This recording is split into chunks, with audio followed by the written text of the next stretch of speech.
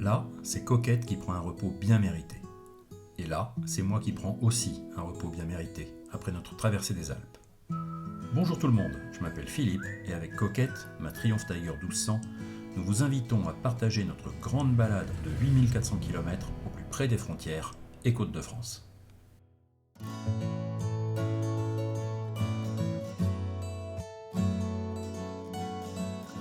Dans le dernier épisode, on s'était arrêté pour la nuit au nord de Briançon.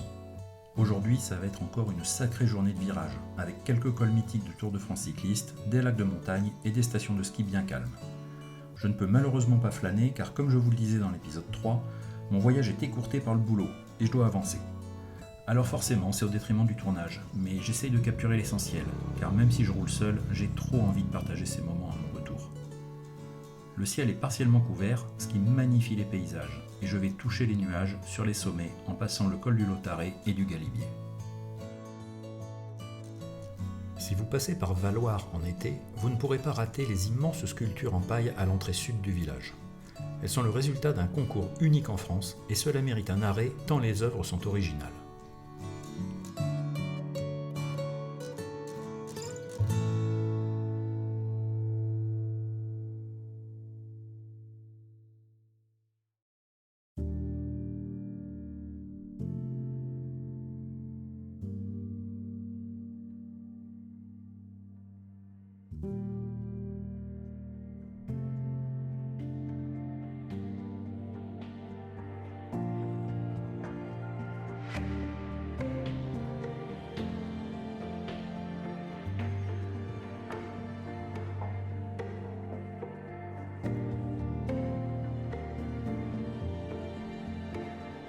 Si vous prenez mon itinéraire, qui est d'ailleurs téléchargeable dans le descriptif de ce film, profitez bien de la 2902 entre Lans-le-Villard et Bonneval-sur-Arc.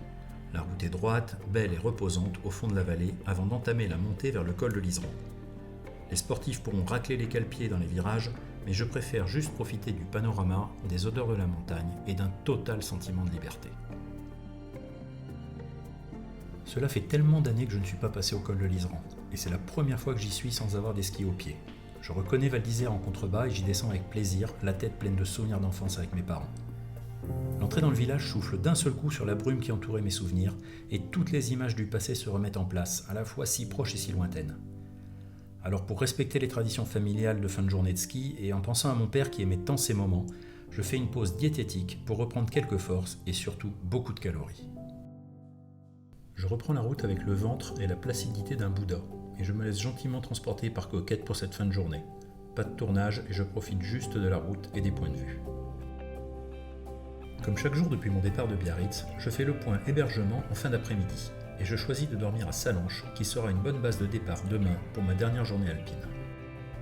Petit rituel du soir en faisant le plein de Coquette et direction l'église de la zone commerciale de Sallanches pour une bonne nuit de repos.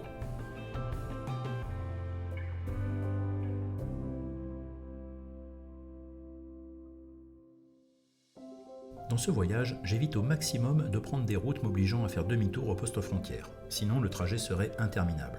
Toutefois, je déroge à mes propres règles pour aller voir des endroits particuliers, comme Chamonix pour être au pied du Mont Blanc et la cascade du Rouget qui me semble bien attirante. Je suis déjà nostalgique d'arriver à la fin de cet épisode alpin, même si je sais que l'avenir me réserve de belles découvertes. Il fait particulièrement frais et humide ce matin, les routes sont glissantes et le soleil peine à passer au-dessus du Mont Blanc pour me réchauffer. Je fais demi-tour dans Chamonix et je m'arrête prendre un café au lac des Gaillans à la sortie de la ville. Et là, je tombe sur un couple de Californiens en vacances, lui est motard, adepte de road trip, et nous discutons un long moment. Reprenant ma route à la recherche des rayons du soleil, j'arrive un peu plus tard à la cascade du Rouget. C'est après les villes de Samoins et Siffert à cheval, et cela vaut vraiment le détour.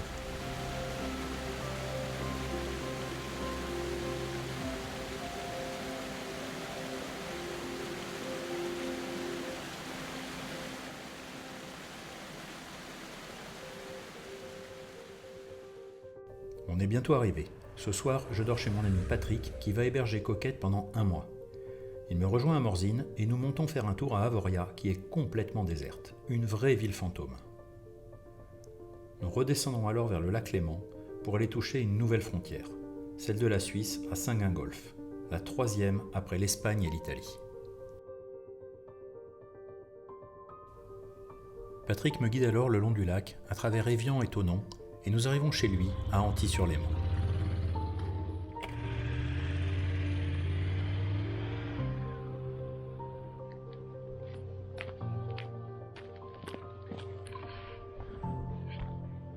Fin de la deuxième étape du voyage.